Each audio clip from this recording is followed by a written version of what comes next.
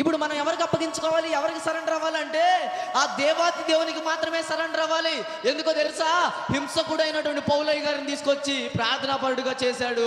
ఎన్నో ప్రాంతాల్లో సువార్త ప్రకటించే వ్యక్తిగా చేశాడు. హల్లెలూయా.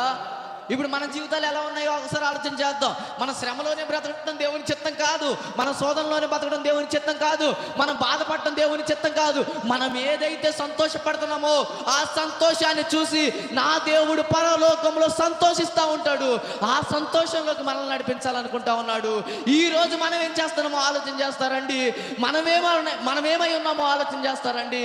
మనం ఎవరికి అప్పగించుకున్నాం, ఎవరికి లోబడుతున్నామో ఆలోచన చేస్తారండి. ఎవరికి అప్పగించుకోవాలమ్మా? అమ్మా, ఎవరికి అప్పగించుకోవాలన్నా? దేవునికి అప్పగించుకోవాలి.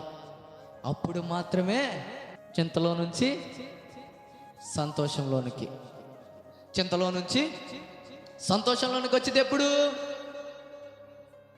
చెప్పాలి?